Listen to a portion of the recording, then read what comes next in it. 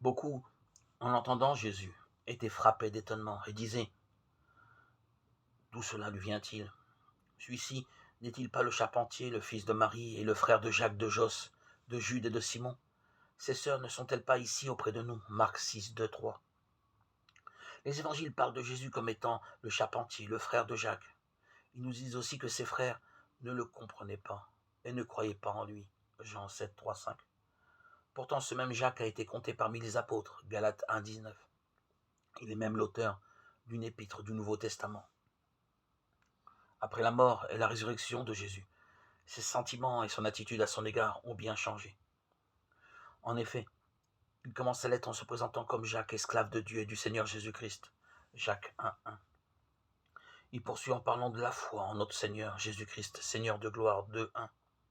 Le Seigneur Jésus-Christ sait bien Jésus le charpentier, le frère de Jacques, qui le méconnaissait autrefois. Maintenant, il reconnaît en lui le Christ, c'est-à-dire le Messie attendu et aussi le Seigneur. Il comprend que celui qui s'est abaissé jusqu'à naître humblement au milieu des hommes, dans une famille pauvre, et en réalité le Seigneur de gloire, qu'il est Dieu. Jésus crucifié, ressuscité et glorifié au ciel est devenu désormais pour son propre frère Jacques le centre de sa foi. Quel changement radical dans les pensées de Jacques au sujet de Jésus. Dieu lui a ouvert les yeux et il l'adore maintenant. Qui est Jésus pour nous? Le fils de Marie et le frère de Jacques le charpentier, un homme ayant vécu de manière exceptionnelle? Oui, mais bien plus. Comme pour Jacques, il est le Seigneur de gloire, le centre de notre foi, celui que nous avons l'honneur de servir.